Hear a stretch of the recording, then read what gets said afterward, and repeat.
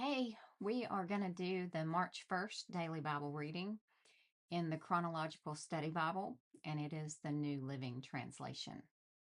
The requirements of the Nazirite vow were observable abstinence from alcohol and anything produced by grapes, hair remaining uncut, and no contact with a dead body. Samson and Samuel were raised as Nazirites. John the Baptist lived like a Nazirite. The Apostle Paul may have taken the Nazirite vow. It tells us to see Acts 18:18 and 21:23 through 26. God continually reveals his love for his people through blessings. At creation, he blessed the animals, his image bearers, and the Sabbath. He repeated his blessing to Noah and promised his blessing on the nations through Abraham. Now he blesses the nation of Israel, emphasizing his covenant name, Yahweh, the Lord. God instructs Moses to make silver trumpets to be used for signaling assembly, movement, war, and festivals. Israel would follow the pattern of sounding the trumpets and setting out whenever the cloud of God's presence moved. So we're going to start in Numbers chapter 6, verse 1. And we're starting out with the Nazirite Laws. Then the Lord said to Moses, "Give the following instructions to the people of Israel. If any of the people, either men or women, take the special vow of a Nazirite, setting themselves apart to the Lord in a special way, they must give up wine and other alcoholic drinks. They must not use vinegar made from wine or from other alcoholic drinks. They must not drink fresh grape juice, and they must not eat grapes or raisins. As long as they are bound by their Nazirite vow, they are not allowed to eat or drink anything that comes from a grapevine, not even the grape seeds or skins. They must never cut their hair throughout the time of their vow, for they are holy and set apart to the Lord. Until the time of their vow has been fulfilled, they must let their hair grow long, and they must not go near a dead body during the entire period of their vow to the Lord. Even if the dead person is their own father, mother, brother, or sister, they must not defile themselves, for the hair on their head is the symbol of their separation to God. This requirement applies as long as they are set apart to the Lord. If someone falls dead beside them, the hair they have dedicated will be defiled. They must wait for 7 days and then shave their heads. Then they will be cleansed from their defilement. On the 8th day, they must bring 2 turtle doves or 2 young pigeons to the priest at the entrance of the tabernacle. The priest will offer one of the birds for a sin offering and the other for a burnt offering. In this way, he will purify them from the guilt they incurred through contact with the dead body. Then they must reaffirm their commitment and let their hair begin to grow again. The days of their vow that were completed before their defilement no longer count. They must rededicate themselves to the Lord as a Nazirite for the full term of their vow, and each must bring a 1-year-old male lamb for a guilt offering. This is the ritual law for Nazirites. At the conclusion of their time of separation as Nazirites, they must each go to the entrance of the tabernacle and offer their sacrifices to the Lord, a 1-year-old male lamb without defect for a burnt offering, a 1-year-old female lamb without defect for a sin offering, a ram without defect for a peace offering, a basket of bread made without yeast, cakes of choice flour mixed with olive oil, and wafers spread with olive oil, along with their prescribed grain offerings and liquid offerings. The priest will present these offerings before the Lord. First the sin offering and the burnt offering, then the ram for a peace offering, along with the basket of bread made without yeast. The priest must also present the prescribed grain offering and liquid offering to the Lord.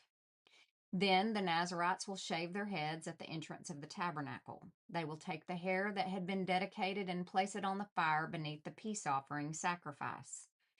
After the Nazirite's head has been shaved, the priest will take for each of them the bulled shoulder of the ram, and he will take from the basket a cake and a wafer made without yeast. He will put them all into the Nazirite's hands. Then the priest will lift them up as a special offering before the Lord. These are holy portions for the priest, along with the breast of the special offering and the thigh of the sacred offering that are lifted up before the Lord. After this ceremony, the Nazirites may again drink wine. This is the ritual law of the Nazirites, who vow to bring these offerings to the Lord. They may also bring additional offerings if they can afford it, and they must be careful to do whatever they vow when they set themselves apart as Nazirites. The priestly blessing. Then the Lord said to Moses, "Tell Aaron and his sons to bless the people of Israel with this special blessing. May the Lord bless you and protect you. May the Lord smile on you and be gracious to you. May the Lord show his favor and give you peace. Whenever Aaron and his sons bless the people of Israel in my name, I myself will bless them."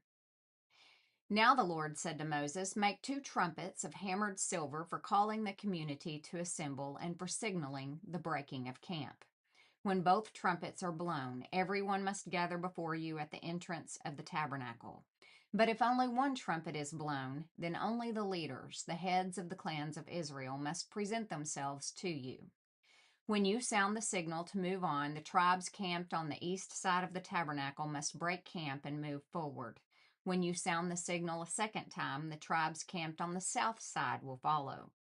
You must sound short blast as the signal for moving on.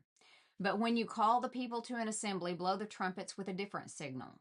Only the priest, Aaron's descendants, are allowed to blow the trumpets. This is a permanent law for you, to be observed from generation to generation. When you arrive in your own land and go to war against your enemies who attack you, sound the alarm with the trumpets. Then the Lord your God will remember you and rescue you from your enemies. Blow the trumpets in times of gladness, too, sounding them at your annual festivals and at the beginning of each month.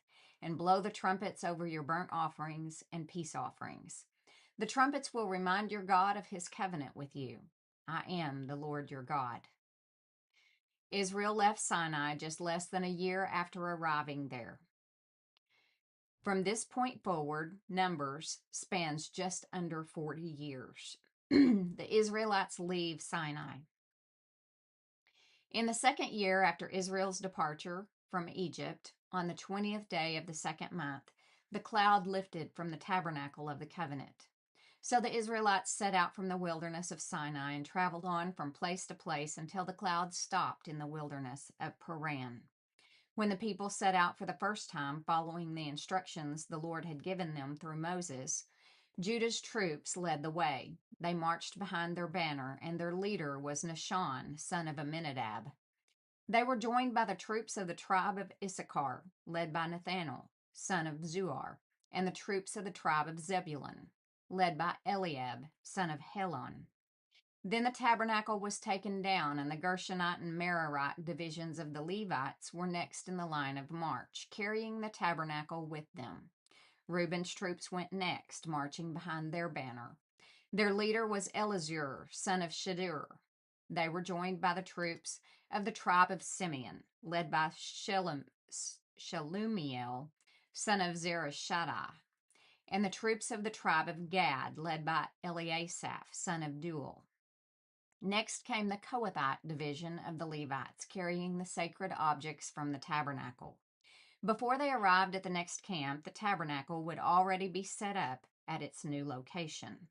Ephraim's troops went next, marching behind their banner. Their leader was Elishama, son of Ammihud. They were joined by the troops of the tribe of Manasseh, led by Gamaliel, son of Pedashur, and the troops of the tribe of Benjamin, led by Abidan, son of Gideoni. Dan's troops went last, marching behind their banner and serving as the rear guard for all the tribal camps. Their leader was Ahiezer, son of Ammishaddai. They were joined by the troops of the tribe of Asher, led by Pagiel, son of Ochran, and the troops of the tribe of Naphtali, led by Ahira, son of Enan. This was the order in which the Israelites marched, division by division. One day Moses said to his brother-in-law, Hobab, son of Reuel the Midianite, "We are on our way to the place the Lord promised us, for he said, 'I will give it to you.' Come with us, and we will treat you well, for the Lord has promised wonderful blessings for Israel." But Hobab replied, "No, I will not go. I must return to my own land and family." "Please don't leave us," Moses pleaded. "You know the places in the wilderness where we should camp. Come, be our guide. If you do, we'll share with you all the blessings the Lord gives us." They marched for 3 days after leaving the mountain of the Lord, with the ark of the Lord's covenant moving ahead of them to show them where to stop and rest. As they moved on each day, the cloud of the Lord hovered over them. And whenever the ark set out, Moses would shout, "Arise, O Lord, and let your enemies be scattered. Let them flee before you." And when the ark was set down, he would say, "Return, O Lord, to the countless thousands of Israel." That concludes the March 1st daily Bible reading.